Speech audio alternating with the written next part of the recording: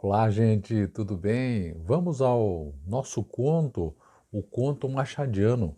Eu me propus a ler o livro todo chamado Contos Fluminenses, do nosso querido escritor, grande escritor brasileiro, Machado de Assis, e trazer aqui para o nosso canal essa leitura. Então, portanto, já li o primeiro conto? Tá aí, você deve ter visto.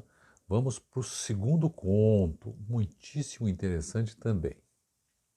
Este segundo conto tem o título que é o seguinte: Luiz Soares. Só isso. É um nome próprio, só isso. Ele é composto de 6 capítulos. Deixa eu ver se eu consigo ler um pouquinho mais, talvez não, mas pelo menos o capítulo primeiro para a gente engrenar aqui o nosso trabalho. Tá bom? Fique até o final. Vamos ver se você vai gostar. É um audiolivro, na verdade agora virou um videolivro e a coisa está evoluindo. Vamos lá. E vou fazendo comentários, obviamente. Capítulo 1. Trocar o dia pela noite, dizia Luiz Soares, é o título, dizia Luiz Soares, é restaurar o império da natureza corrigindo a obra da sociedade. O calor do sol está dizendo aos homens que vão descansar e dormir, ao passo que a frescura relativa da noite é a verdadeira estação em que se deve viver. Livre em todas as minhas ações, não quero sujeitar-me à lei absurda que a sociedade me impõe. Velarei de noite, dormirei de dia. Velarei de noite, dormirei de dia. Então, sujeito que troca a noite pelo dia, a noite pelo dia, e já começamos a ter uma ideia do nosso personagem, ou da nossa personagem, como queira, o Luiz Soares. Bom, continuando aqui. Contrariamente a vários ministérios, Soares cumpria este programa com um escrúpulo digno de uma grande consciência. A aurora para ele era o crepúsculo, invertido, né? O crepúsculo era a aurora. Dormia 12 horas consecutivas durante o dia.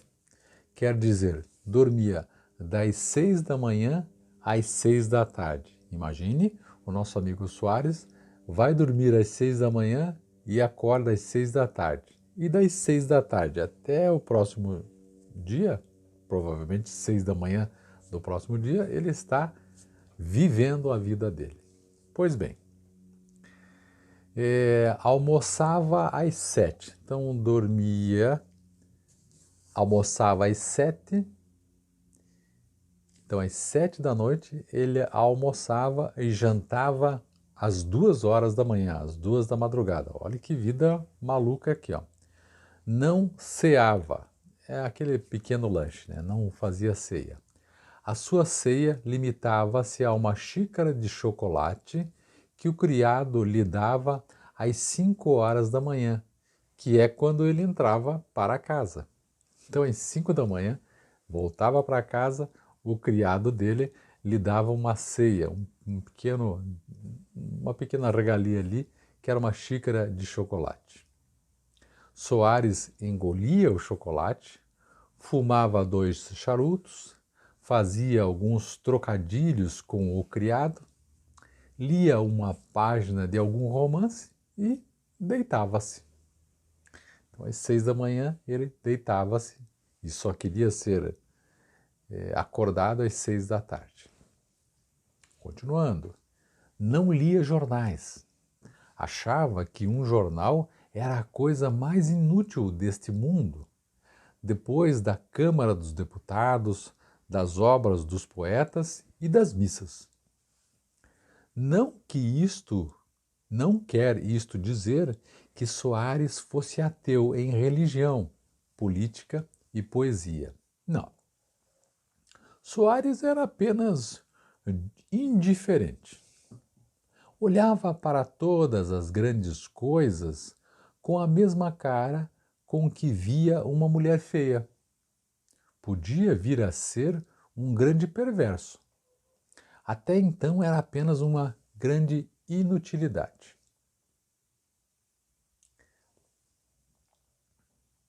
Graças a uma boa fortuna que lhe deixara o pai, Soares podia gozar a vida que levava, esquivando-se a todo o gênero de trabalho e entregue somente aos instintos da sua natureza e aos caprichos de seu coração.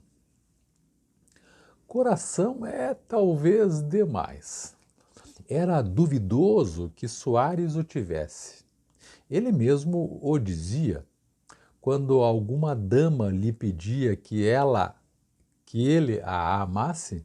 Soares respondia: minha rica pequena, eu nasci com a grande vantagem de não ter coisa nenhuma dentro do peito nem dentro da cabeça. Isso que chamam de juízo e sentimento não são para mim verdadeiros mistérios.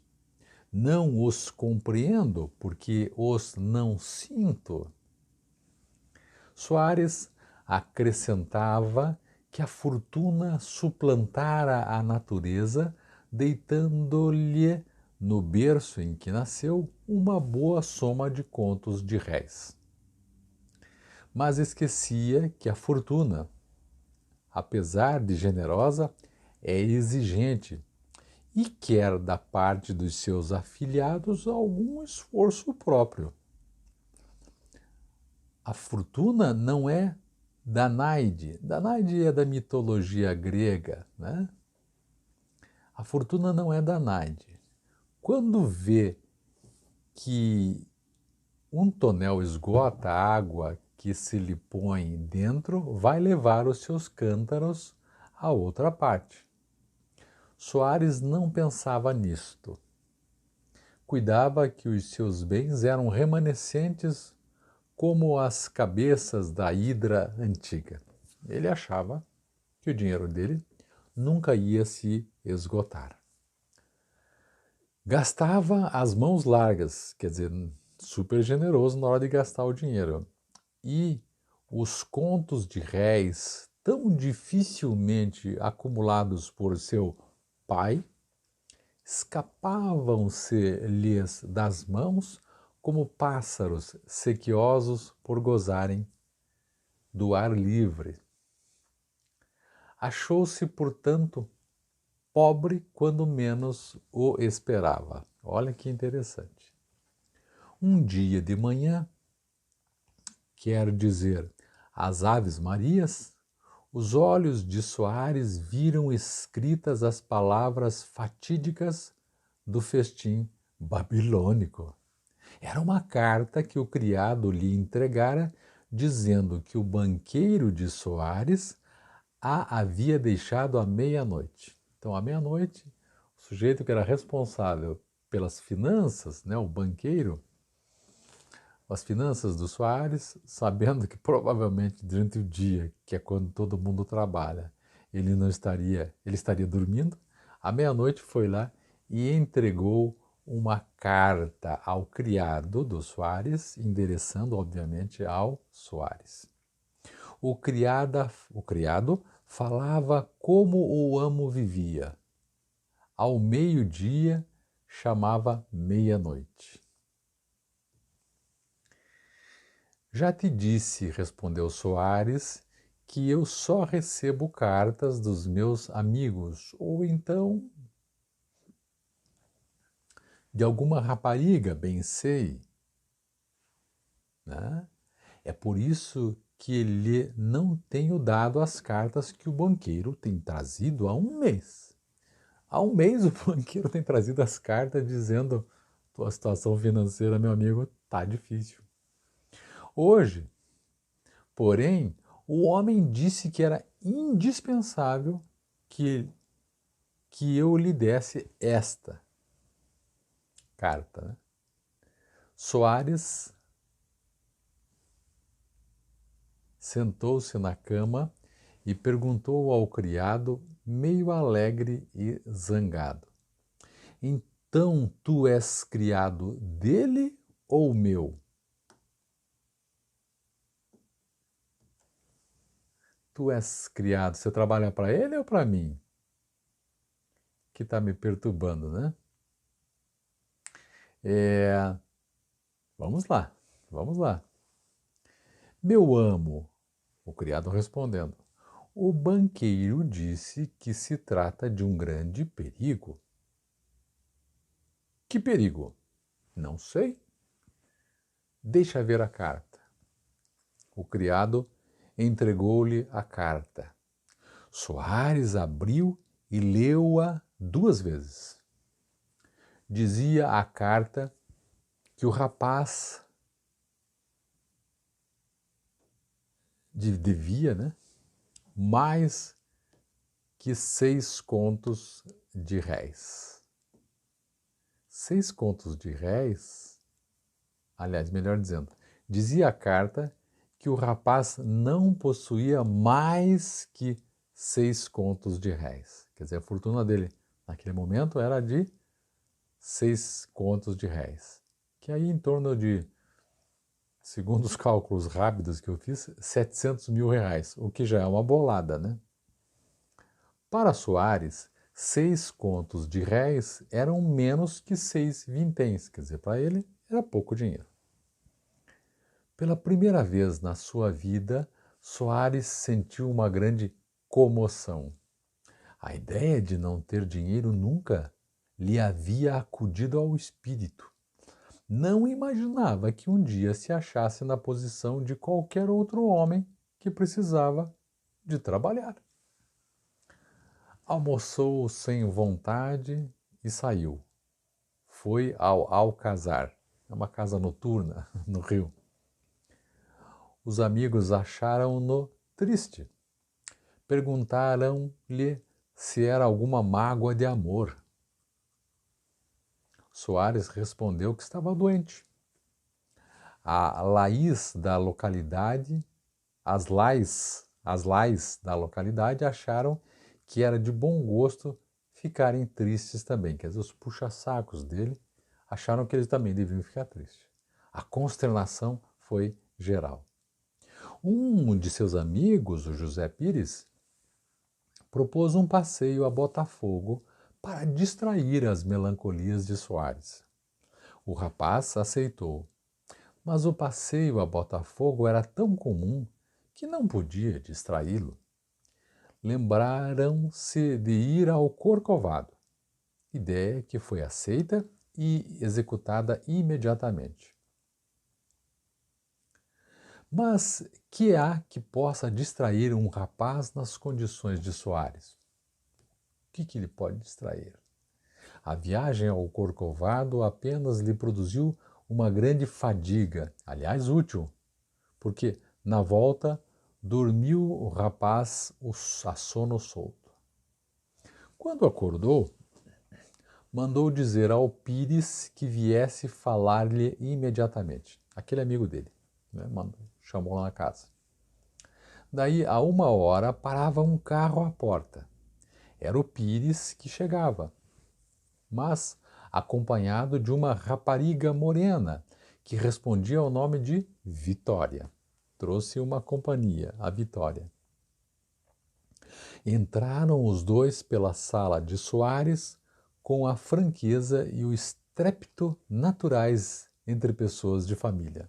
Quando você chega na casa que você já conhece, nem é anunciado. Não está doente? Perguntou Vitória ao dono da casa. Não, respondeu este. Mas por que veio você? É boa, disse José Pires. Veio porque é minha xícara inseparável. Querias falar-me em particular? Ele é o Pires, né? Ele está dizendo que ela veio com ele porque ela é a xícara inseparável. É uma piadinha deles, né? Queria falar-me em particular? Queria. Pois falemos aí em qualquer canto. Vitória fica na sala vendo os álbuns. Nada, interrompeu a moça. Neste caso vou-me embora. É melhor. Só imponho uma condição. É que ambos hão de ir depois lá para casa. Temos ceata. É uma pequena ceia. comes e bebes. Valeu, disse Pires. Vitória saiu. Os dois rapazes ficaram sós. Pires era o tipo do bisbilhoteiro e leviano. Sabe aquele amigo que não é peronomútil? Ele, cheirando novidade, preparava-se para instruir-se de tudo. Lisonjeava-o a confiança de Soares e adivinhava que o rapaz ia comunicar-lhe alguma coisa importante. Para isso, assumiu um ar condigno com a situação. Sentou-se comodamente em uma cadeira de braços, pôs o castão da bengala na boca e começou o ataque com essas palavras. Estamos sós. Que me queres? Soares confiou-lhe tudo. Leu-lhe a carta do banqueiro. Mostrou-lhe em toda a nudez a sua miséria. Disse-lhe que naquela situação não via solução possível e confessou ingenuamente que a ideia do suicídio o havia alimentado durante longas horas. Um suicídio? Exclamou Pires. Estás doido? Doido, respondeu Soares. Entretanto, não vejo outra saída neste beco. Demais, é apenas meio suicídio, porque a pobreza já é meia morte. Convenho que a pobreza não é coisa agradável, e até acho, Pires interrompeu-se. Uma ideia súbita atravessara-lhe o espírito. A ideia de que Soares acabasse a conferência por pedir-lhe dinheiro. O Pires pensou, putz, esse cara vai me pedir dinheiro, deixa eu já me precaver. Pires tinha um preceito na sua vida, era não emprestar dinheiro aos amigos. Não se empresta sangue, dizia ele. Soares não reparou na frase cortada do amigo e disse, viver pobre depois de ter sido rico é impossível. E realmente deve ser difícil a pessoa que é rica e vai ser pobre. Né? Neste caso, que me queres tu? Perguntou Pires, a quem pareceu que era bom atacar o touro de frente, já com medo que ele fosse pedir dinheiro emprestado. Um conselho. Inútil conselho, pois já tens uma ideia fixa, que é a morte, né? Talvez, entretanto confesso que não se deixa a vida com facilidade. E mal, boa, sempre custa morrer. Por outro lado, ostentar a minha miséria diante das pessoas que me viram rico é uma humilhação que eu não aceito. Que farias tu no meu lugar? Homem, respondeu Pires, há muitos meios. Venha um. Primeiro meio, vai para Nova York e procura uma fortuna. Não me convém. Nesse caso, fico no Rio de Janeiro. Segundo meio, arranja um casamento rico.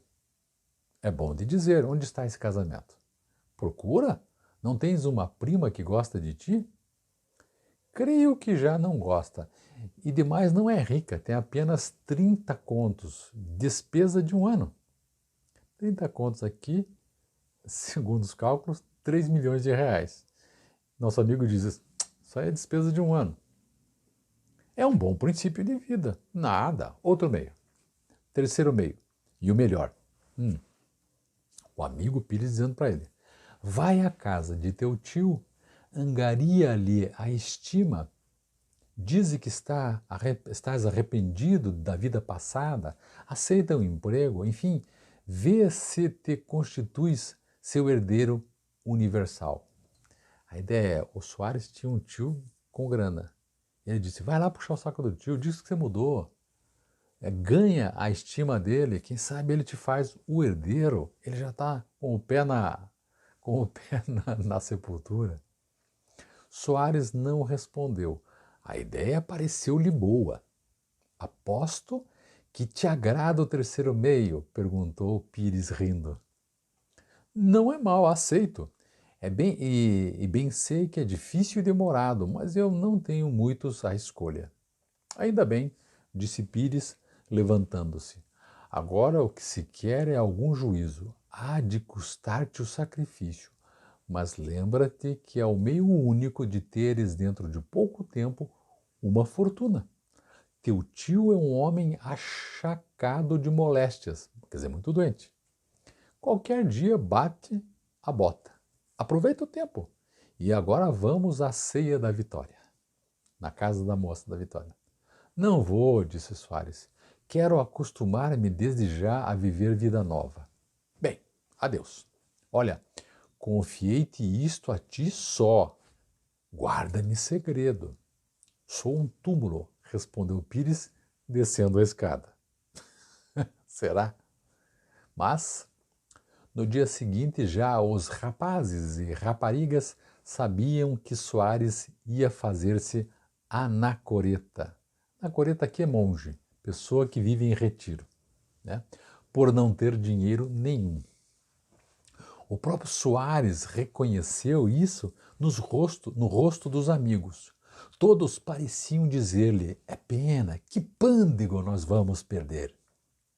Pires, o amigo, nunca mais o visitou.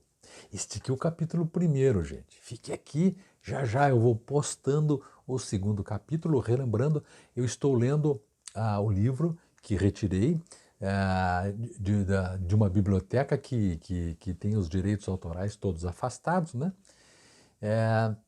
E estou lendo no computador. Então, portanto, é que é a dificuldade, às vezes, de uma outra coisa, mas o capítulo 1 foi esse. Então, o capítulo 1, nosso amigo, que era rico, começa a perceber que vai virar pobre, só que ele não tem o costume de trabalhar. E aí o amigo dele, o outro amigo dele, que já sabe da história que ele vai ficar pobre, deu algumas ideias para ele interessantes e ele achou bacana em relação a uma ideia. Vamos ver no desenvolvimento do nosso conto, né? Esse conto sensacional, o que vai acontecer com o nosso amigo. Aguarde aí o capítulo 2 em breve. É isto. Inscreva-se no canal e tudo mais. Um abraço. Até mais. Tchau, tchau.